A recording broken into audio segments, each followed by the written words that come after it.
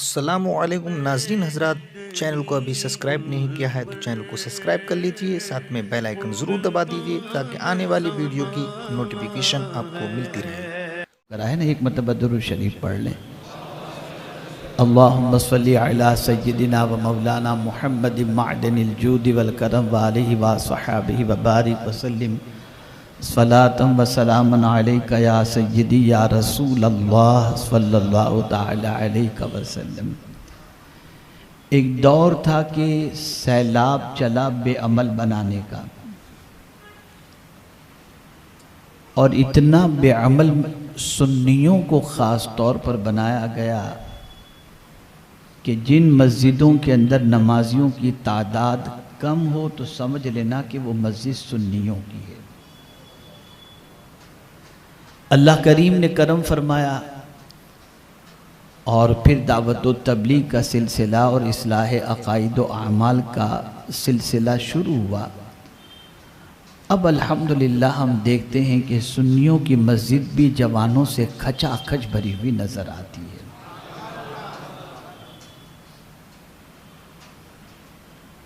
अब कोशिश की जा रही है सबसे ज़्यादा जिस चीज़ की, वो है कि वो सरमाया जिसकी बुनियाद पर मुसलमान दुनिया और आखिरत में इज्जत हासिल कर सकता है, उस सरमाए को मुसलमानों से छीन लिया जाए। और अफसोस की बात यह है कि मुसलमान उस सरमाए को सबसे हल्का समझ रहा है जो सरमाया उसकी इज्जत व सरबुलंदी का जरिया है, और वो सरमाया है ईमान। ईमान इतनी अजीम दौलत है कि जितने भी अंबियाए किराम अलैहिमुस्सलातु व तस्लीम इस फर्श गीती पर तशरीफ़ लाए,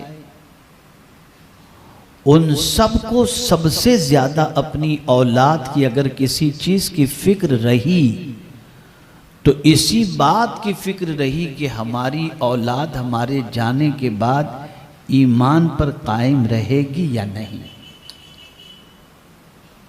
जैसा कि कुरान मुक़द्दस में है, इज़ हदर याक़ूब अल मौत इज़ क़ाल लिबनीह मा तअबुदून मिन बअदी क़ालू नअबुदु इलाहक व इलाह आबाइक इब्राहीम व इस्माईल व इसहाक़ इलाहम वाहिदा व नहनु लहू मुस्लिमून। कौन हज़रत याक़ूब? थोड़ा समझें। उलमा भी तशरीफ़ फरमा हैं, मुफ्तियान किराम भी तशरीफ़ फरमा हैं, और आप हजरात भी ज़रा गौर से सुनिएगा। कौन हज़रत याक़ूब अलैहिस्सलाम? वो हज़रत याक़ूब अलैहिस्सलाम जो खुद नबी हैं। किसके बेटे हैं हज़रत याक़ूब अलैहिस्सलाम? हज़रत इसहाक़ के बेटे हैं। हज़रत इसहाक़ कौन है? वो भी नबी हैं। हज़रत याक़ूब अलैहिस्सलाम किसके भतीजे हैं? हज़रत इस्माईल अलैहिस्सलाम के भतीजे हैं। कौन हज़रत इस्माईल अलैहिस्सलाम? वो भी नबी हैं। हज़रत याक़ूब अलैहिस्सलाम के दादा कौन? हज़रत इब्राहीम अलैहिस्सलाम। कौन हज़रत इब्राहीम अलैहिस्सलाम? खलील भी हैं, नबी भी हैं। फिर हज़रत याक़ूब अलैहिस्सलाम के बेटे कौन? हज़रत यूसुफ अलैहिस्सलाम, वो भी नबी हैं।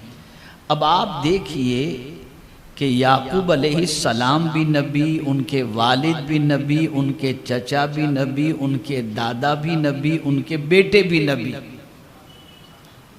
अंबिया का एक तसलसल नज़र आ रहा है, असल में भी नस्ल में भी। उसके बाद भी फिक्र किस चीज़ की है?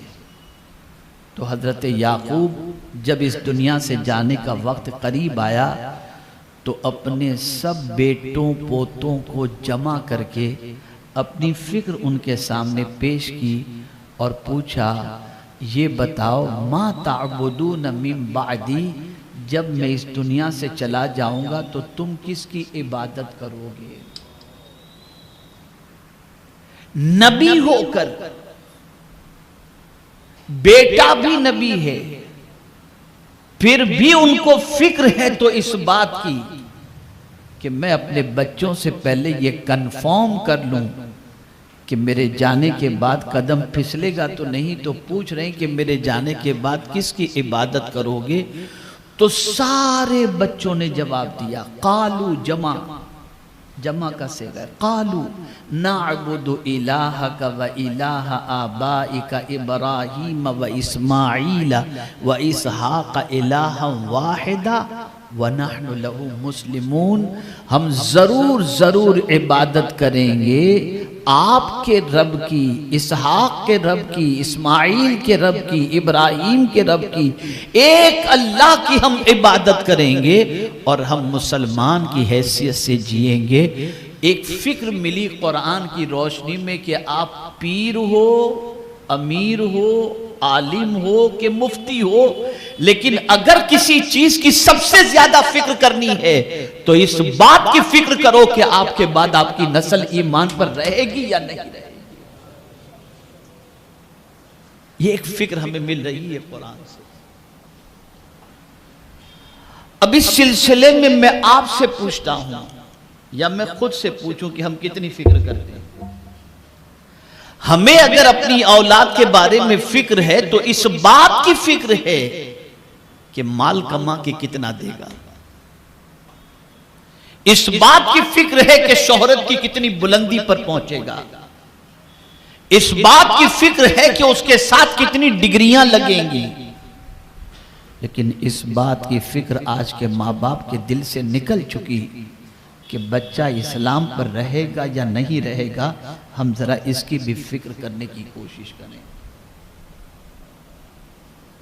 और जब इससे हम बेनियाज हो गए, इससे जब बेफिक्र हो गए, तो आज कुछ भी खाओ, कुछ भी पियो, कैसे भी जियो, कुछ भी बोलो, इंसान को अब कोई फर्क नहीं पड़ता।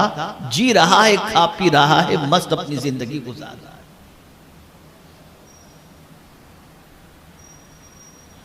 ऐ रसूल आजम सल्लल्लाहु अलैहि वसल्लम के दीवानों,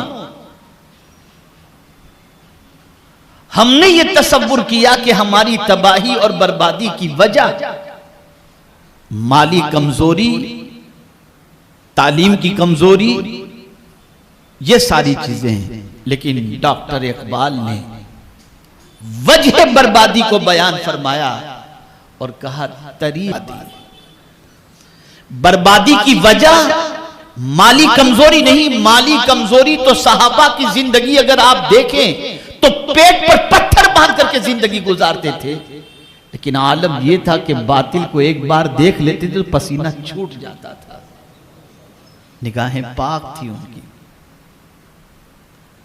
इस वक्त सबसे ज्यादा जिस चीज की फिक्र करनी है वो फिक्र हमें अपनी नस्लों को ईमान पर कायम रखने की फिक्र करनी है। इसलिए कि आहिस्ता आहिस्ता जितनी ज्यादा दुनिया की तालीम और दौलत आती जाती है, इंसान के सीने से उतनी ही तेजी के साथ इस्लाम की मोहब्बत कम होती चली जाती है। ये टू बी फ्रैंकली और फैक्ट बात मैं आपको बता रहा हूं। माल आया, इस्लाम की मोहब्बत कम हो गई। दुनियावी बड़ी डिग्री आ गई, इस्लाम की दौलत, इस्लाम की मोहब्बत कम हो गई। और फिर आदमी ये सोचने लगता है कि अगर दुनिया में जीना है तो फ्री लाइफ जिंदगी गुजारो, खाओ पियो कुछ भी, ये रिस्ट्रिक्शन, ये पाबंदियां, ये सख्तियां, इन सारी चीजों की परवाह नहीं करनी चाहिए। खूब मौज मस्ती के साथ जिंदगी गुजारो, ये सोच बन गई। मैं आपको बताऊं, मेरे प्यारे आका सल्लल्लाहु अलैहि वसल्लम के प्यारे दीवानों, करबला के वाकयात आपने सुने, ताजदारे करबला की शहादत का वाकया आपने सुना, रोए भी होंगे, आंसू भी आपने बहाया होगा, और उनकी मोहब्बत व अकीदत में आंसुओं का नजराना पेश करना बाइसे खैर व बरकत भी है। लेकिन सबक क्या सीखा आपने? क्या चंद कतरे आंसुओं के बहा देना यही मिशन हुसैनी है? क्या इमाम ने इसीलिए अपनी जान दी कि आप उनकी मोहब्बत में चंद कतरे आंसू के बहा दो और इस्लाम लूट रहा हो, बर्बाद हो रहा हो और आपको इसकी कोई फिक्र ना हो? इमाम ने इसलिए जान नहीं दी थी। इमाम चाहते थे कि अगर कोई इस्लाम का लुटेरा तुम्हारी जिंदगी से इस्लाम निकालना चाहे तो याद रखो, मैं अपनी औलाद को कुर्बान करके तुमको इस्लाम की हिफाजत का दर्स देता हूं। जान चली जाए लेकिन दामन इस्लाम हाथों से नहीं छूटना चाहिए। लेकिन बड़ी माजरत के साथ अर्ज करूंगा, जो कौम रस्मों में इतनी घिर गई हो कि उसका असल से कोई ताल्लुक ही बाकी न रहे, उसकी जिंदगी को क्या करना। आप माहे मुहर्रम में सबीले लगवाइए, खिचड़े बांटिए, सब अपनी जगह पर, क्या यही करोगे कि कुछ और भी करोगे? और बड़ी माजरत के साथ बुरा बिल्कुल मत लगाइएगा, जो कौम का मिजाज ये बने कि गौसे पाक का जिक्र भी उस वक्त सुनेंगे जब बाद में लंगर का इंतजाम हो, और अगर लंगर पहले खिला दिया जाए तो कोई गौसे पाक के जिक्र में बैठने को तैयार नहीं, खा के चला जाए। जिस कौम की फिक्र इतनी खाने पर चल चुकी हो कि उसे हर जगह पर सिर्फ पेट ही नजर आता हो, दीन नजर ही ना आता हो, उस कौम का क्या हाल होगा? अगर इस वक्त एक सवाल में पूछूं, एक सवाल पूछूं तो हमारी यहां पर बैठी हुई अवाम जो है उनकी कैफियत बड़ी अजीब हो जाएगी।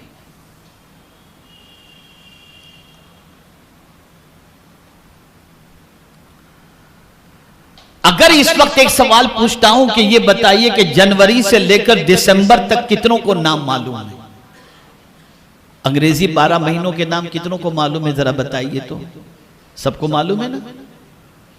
सबको मालूम है। लेकिन अगर मैं कहूं जरा इस्लामी 12 महीनों के नाम बताइए, पसीना निकल जाएगा। जिस कौम का मिजाज ऐसा हो कि इस्लामी 12 महीनों के नाम भी उसे न मालूम हो, बल्कि लेटेस्ट सर्वे 6 महीने पहले का जो आया है, उस सर्वे के एतबार से 60% इंडियन मुस्लिम्स पहला कलेमा भी नहीं जानते। ये पोजीशन है। और हम क्या कर रहे हैं? खाओ कबाब। जितने मुस्लिम मोहल्लों में चले जाइए, रात के 3 बजे तक खूब कबाब चल रहे होते हैं, किताब कहीं नजर नहीं आती। किताब की छुट्टी हो गई, कबाब का दौर चल रहा है। खाओ पियो मौज मस्ती करो। कहां जाएगी ये कौम? फिर ऐसे ही बेइल्म, बेअमल, जहालत की वादियों में भटकने वाले नौजवान, बेरोजगार नौजवानों को दुनिया खरीदती है, उनसे ड्रग्स सप्लाई का काम लेती है, आवारागर्दी कराती है, और उसके बाद कौम भी बदनाम, खुद भी बदनाम, खानदान भी बदनाम, और पूरी जिंदगी तबाह बर्बाद हो जाती है। मैं आपको थोड़ी सी एक सोच दे दूं। याद रखें, ईमान बहुत कीमती दौलत का नाम है। सबसे पहले तो इसको समझे, ईमान क्या है? बोलिए। बहुत कीमती दौलत का नाम है। इतनी कीमती दौलत है ये, इतनी कीमती दौलत है कि जिसको ये दौलत मिल गई, उससे बड़ा इंसान कोई दूसरा हो ही नहीं सकता। ईमान की दौलत जिसे मिल गई, उससे बड़ा इंसान कोई नहीं हो सकता। मैं कुरान की रोशनी में समझा दूं। अरबों खरबों इंसान मौजूद हैं, लेकिन वो चंद टकों पे कोई बिक जाता है, कुछ मिल्कियत पर बिक जाता है, कोई बोली लग जाती है, बोली लग जाती है। लेकिन साहिबे ईमान जो होता है ना, वो इतना महंगा होता है कि दुनिया का इंसान बोली लगा ही नहीं सकता। ईमान की वजह से उसका मकाम इतना बुलंद हो जाता है कि दुनिया का कोई इंसान उसका खरीदार बन ही नहीं सकता। इसलिए कि मेरे करीम ने खुद फरमा दिया, इन्नल्लाह अश्तरा मिनल मुमिनीना अनफुसहुम व अमवालहुम बिअन्न लहुमुल जन्ना। अल्लाह फरमाते बेशक अल्लाह ने खरीद लिया, अल्लाह ने खरीद लिया मोमिनों की जान और मोमिनों के माल को। पता चला जिसके पास ईमान की दौलत आ जाती है कोई मालदार खरीदार नहीं होता, परवरदिगार उसका खरीदार बन जाता है। कितनी कीमती दौलत है ईमान, आप मुझे बताइए। अब आपको करना क्या है, थोड़ा सा समझें। समझाऊंगा लॉजिक के तौर पर तो बात समझ में आएगी। आपकी जेब के अंदर 200 रुपये हैं, आपकी जेब में 200 रुपये हैं। आप ट्रेन में सफर कर रहे हैं, स्लीपर क्लास के अंदर ट्रेन में हैं आप। 200 रुपये अगर जेब में हैं तो आपको कोई टेंशन रहेगा उसके गिर जाने का या उसके लुट जाने का या उसके तबाह हो जाने का या ज़ाय होने का? कोई टेंशन नहीं होगा। 200 रुपये की कौन फिक्र करता है? करवट मारा और सो गया, मजे की नींद भी आ गई। लेकिन आपके पास 2 लाख रुपए हैं तो आपकी जेब में 2 लाख रुपए हैं और आप ट्रेन में सफर कर रहे हो और छोटा सा आपका बैग है, उसके अंदर आपने 2 लाख रुपए रखे, तो उसको बिल्कुल सराहने रखेंगे। उसका जो पट्टा होगा उसको गले में डाल के रखेंगे कि कोई खींचे तो भी पता चल जाए। आंख खुलेगी तो पहले देखेंगे कि बैग मौजूद है कि नहीं। बताइए ये है या नहीं? ऐसा होगा या नहीं होगा? दो आइए तशरीफ लाए, माशाल्लाह आ जाएं, एक मरतबा दुरूद शरीफ पढ़ लें। अल्लाहुम्मा सल्ली अला सय्यिदिना व मौलाना मुहम्मदिन मअदनिल जूदि वल करम व आलिहि व अस्हाबिहि व बारिक व सल्लिम सलातन व सलामुन अलैका या सय्यिदी या रसूल।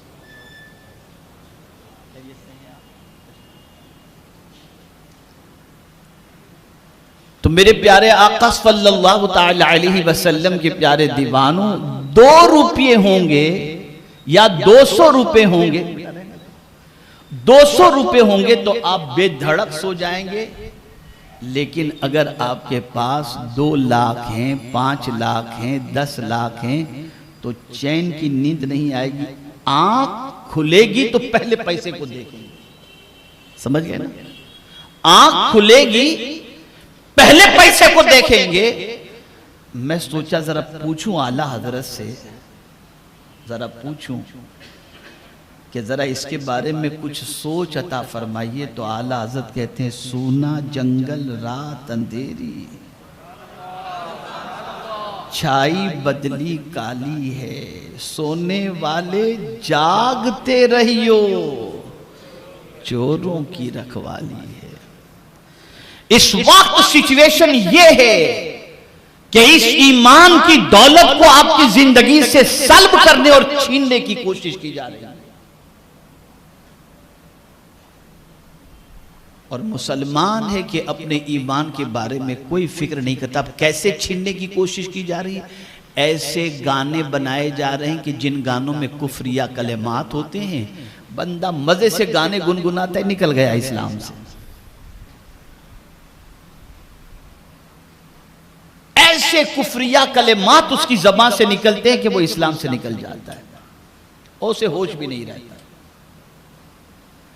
और क्यों निकलते हैं? इसलिए क्योंकि कुछ जानता ही नहीं कि इस्लाम क्या है, कुफ्र क्या है, क्या बोलना चाहिए, क्या नहीं बोलना चाहिए, कुछ वाकिफ नहीं। और हमने ईमान को इतना हल्का समझ लिया कि इसकी जैसे कोई अहमियत हमारे नजदीक है ही नहीं। याद रखो मेरे प्यारे आका सल्लल्लाहु ताला अलैहि वसल्लम के प्यारे दीवानों, अल्लाह ने जमीन दी, लेकिन ये नहीं फरमाया कि मेरे बंदो जमीन देकर मैं खुश हो गया। आसमान देकर ये नहीं फरमाया मेरे बंदो तुमको आसमान देकर खुश हो गया। परवरदिगार ने चांद और सूरज अता फरमाए, नहीं फरमाया कि चांद और सूरज देकर खुश हो गया। दरिया देकर नहीं फरमाया कि तुमको दरिया देकर मैं खुश हो गया। ये नहीं फरमाया कि मैंने तुम्हारे माँ बाप देकर मैं तुमसे खुश हो गया, तुमको मैंने ये अता फरमाया, लेकिन मैं जब कुरान पढ़ता हूं तो जानने की कोशिश करता हूं कि अल्लाह कौन सी चीज ऐसी दी जिसकी वजह से तूने खुशी का इजहार फरमाया हो। तो फरमाता है मेरा मौला, रदी तो लकुमुल इस्लाम दीना, तुमको इस्लाम देकर के मैं राजी हो गया। आप अंदाजा लगाइए। और यही इस्लाम की आबियारी और तहफ्फुज़ के लिए कि हमारी जिंदगी इस्लाम के रास्ते पर चले, हमारा कदम इस्लाम से भटके नहीं, हमारी सुबह भी इस्लाम के अंदर हो, हमारी शाम भी इस्लाम के अंदर हो, और हम जिए भी इस्लाम के अंदर और मरे भी इस्लाम के अंदर। खुदा की कसम इसीलिए इमाम हुसैन ने जान दी, इसीलिए ताजदारे करबला ने जान दी कि हमारा कदम न डगमगाए, हमारा वजूद गलत रास्ते की तरफ न जाए, उस किरदार की तरफ न जाए जो किरदार यजीद का है। हमें सीधे रास्ते पर चलाने के लिए इमाम हुसैन ने सब कुछ लुटा दिया। और हमारा हाल ये है, हम खुद को हुसैनी भी कहते हैं और ताजदारे करबला की मोहब्बत का दावा भी करते हैं। और जब पूरी जिंदगी का एनालाइज करें और जायजा लें तो सारे काम जो यजीद करता था वो सारे काम करता हुआ आज का मुसलमान नजर आता है। नमाज यजीद छोड़ता था, मुसलमान छोड़ रहा है।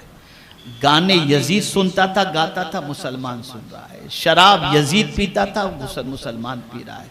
आवारगी यजीद करता था, मुसलमान कर रहा है। खयानत यजीद करता था, मुसलमान कर रहा है। हराम को हलाल और हलाल को हराम यजीद करता था, आज का मुसलमान कर रहा है। आज का मुसलमान तो खाने की बात हो तो कह रहे मौलाना क्या लफड़े फसाद के अंदर पढ़ते हो, बिस्मिल्लाह पढ़ के खा लो, सब चलता है। ला हौल वला कुव्वत। ये आज का मुसलमान है। जरा देखें कहां जा रही है हमारी कौम। हम इस्लाम से कितनी मोहब्बत करते, क्या लगाव है हमारा इस्लाम के साथ। बल्कि बड़ी मादरत के साथ अर्ज करूंगा, इस्लाम को जो पसंद है ना, हम वो करना नहीं चाहते, बल्कि हम चाहते हैं कि इस्लाम भी हमारी पसंद का हो। हम इस्लाम के पसंद के ना बने, बल्कि इस्लाम हमारी पसंद का। हमें जो चीज पसंद है इस्लाम वही बन जाए। ऐसा नहीं होता, ऐसा नहीं होता। इस वक्त का सबसे बड़ा चैलेंज हमारे लिए जो है वो ये है, खुद को और खुद की नस्लों को इस्लाम पर कायम रखना। ये सबसे बड़ा चैलेंज है। इल्हाद और बेदीनी का तूफान बपा है। जहां बच्चे कॉलेज और यूनिवर्सिटी में कदम रखते हैं, इस्लाम से कच्चे धागे की तरह उनका रिश्ता बन जाता है। आकर पूछते ऐसा क्यों, ऐसा क्यों। आज ही मैं एक स्कॉलर की स्पीच सुन रहा था, जुम्मा के बाद, इत्तेफाक से है दुनियावी तालीम याफ्ता, लेकिन मैं सुन रहा था, जरा एक इंटरेस्टिंग टॉपिक था कि कायनात की तख्लीक से पहले अल्लाह क्या कर रहा था और कहां था। ये क्वेश्चन, जब दुनिया उसने पैदा नहीं की थी, कायनात की तख्लीक नहीं हुई थी, तो अल्लाह अज़्ज़ व जल्ल कहां था, क्या कर रहा था। ये क्वेश्चन था। उन्होंने अपने हिसाब से अहादीस की रोशनी में और कई अरब पहले के बारे में तज्जिया जो साइंटिस्ट लोगों को था, उन्होंने उसको पेश किया और साथ ही साथ रसूल आज़म सल्लल्लाहु अलैहि वसल्लम की एक हदीस मुबारका पेश की। अब मैं उसकी तफसील में जाना नहीं चाहता, लेकिन आपसे एक सवाल पूछता हूं, क्या जानते हो अल्लाह के बारे में?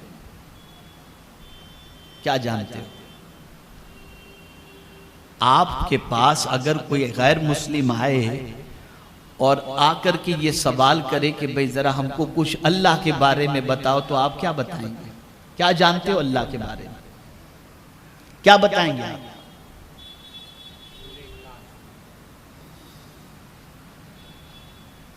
क्या बताएंगे आप अल्लाह के बारे में? ऐ रसूल आज़म सल्लल्लाहु अलैहि वसल्लम के दीवानों, हम खुद अपने माबूद के सिलसिले में बेखबर हैं। हमारे रब की ज़ात के बारे में हमें कोई इल्म नहीं। आप जानते हैं पहले अल्लाह की डेफिनेशन क्या है, अल्लाह किसे कहते हैं? उसूलुश शाशी के अंदर अल्लाह की डेफिनेशन, अल्लाह की तारीफ मौजूद है कि अल्लाह किसे कहते हैं। तो फरमाया गया अल्लाहु अलमुन अलल असह लिज़ातिल वाजिबुल वजूद अल मुस्तजमाउ लिजमीइ सिफातिल कमाल।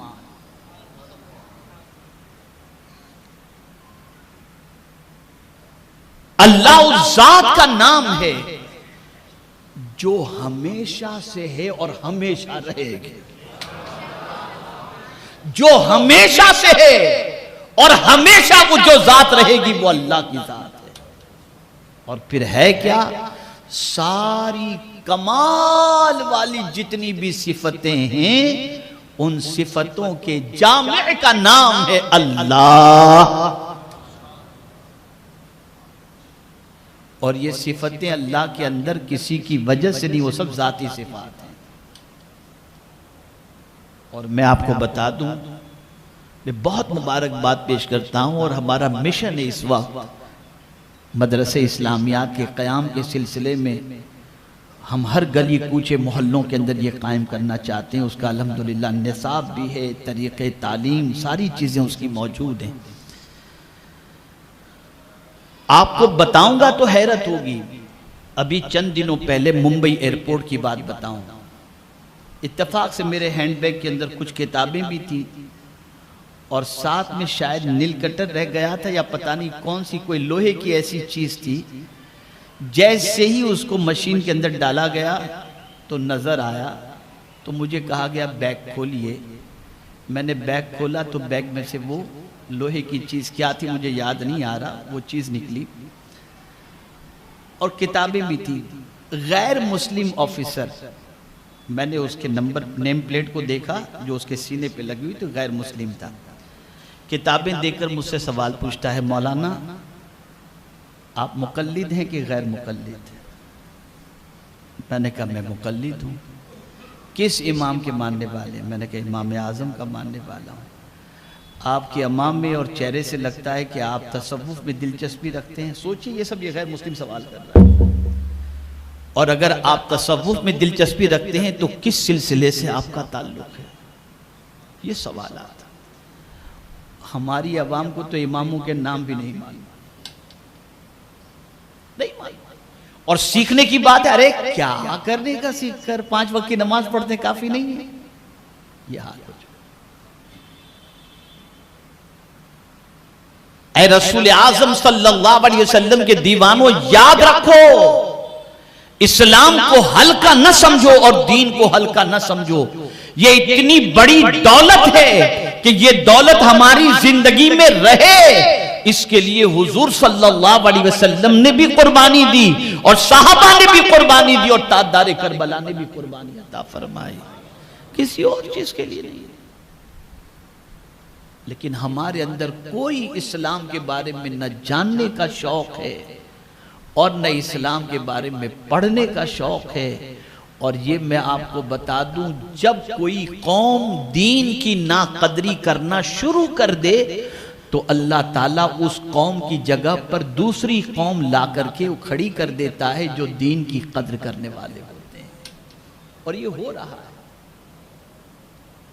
इस वक्त। मगरिबी दुनिया का जायजा लीजिए, यूरोपियन कंट्रीज का जायजा लीजिए, वेस्टर्न वर्ल्ड का जायजा लीजिए, तो आपको पता चलेगा कि वहां पर जितनी तेजी के साथ लोग इस्लाम को अपने सीने में दाखिल कर रहे हैं उतना कहीं और आपको नजर नहीं आएगा। मैं एक वाकया अर्ज करता हूं और मैं चाहूंगा कि आप होश के साथ इस वाक़े को समझे भी, सुने भी और दिल में जगह भी दें और अपनी जिम्मेदारी को महसूस करें।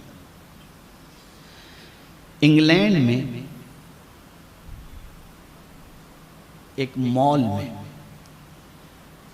एक मुस्लिम बच्ची कैश काउंटर पर थी, लेकिन टी शर्ट और जीन्स पहने हुए थी। एक बुर्का पोश खातून काउंटर पर आती है और काउंटर पर आकर के जो सामान ली होती है वो सामान रख करके उसके पैसे पेमेंट करने उस बच्ची को जाती है। तो बच्ची ने, जो मुस्लिम बच्ची कैश काउंटर पर थी जीन्स और टी शर्ट के अंदर, वो पैदाइशी मुस्लिम बच्ची थी। उस बच्ची ने जब बुर्का पोश खातून को देखा और नकाब के अंदर देखा तो कहती है, बहन तू जो है लगता है कि सऊदी की रहने वाली है या किसी इस्लामी मुल्क की रहने वाली है, इसलिए तो इतनी पाबंद नज़र आती है। हम तो यहाँ यूरोप के अंदर बरतानिया में हम रहते हैं, हम इतनी पाबंदी नहीं कर सकते। लगता है कि तू ऐसे माहौल की रहने वाली है और तेरे घर का माहौल ऐसा है और इस्लामिक कंट्री की तू रहने वाली है, तब जाकर के तू इतनी पाबंदी कर रही है। जानते हो उस औरत ने क्या किया? दाएं बाएं देखा, जब दाएं बाएं कोई मर्द नजर नहीं आया तो उस बुर्का पोश खातून ने अपना नकाब हटाया और पैदाइशी मुस्लिम बच्ची को अपना चेहरा दिखाया, फिर नकाब डाल दिया और कहा, बहन मैं पैदाइशी मुसलमान नहीं हूँ, मैंने तो इस्लाम पढ़कर मेहनत से इस्लाम हासिल किया है। उस लड़की की आंखों में आंसू थे जो पैदाइशी मुस्लिम थी, लेकिन वो नव मुस्लिम बच्ची ने जो जुमला कहा उस जुमले को सुनिए। कहा, सुनो मेरी बहन, तुम लगता है कि पैदाइशी मुसलमान हो, तुमको इस्लाम मुफ्त में मिला है, हमको कुर्बानी के बाद मिला है, और मुफ्त में मिली हुई चीज की तुम कद्र नहीं कर रहे हो। हमने कुर्बानी दी है, इसलिए इस्लाम की अजमतों को हम समझते हैं। हमें भी मुफ्त में मिला है, कोई कद्र नहीं।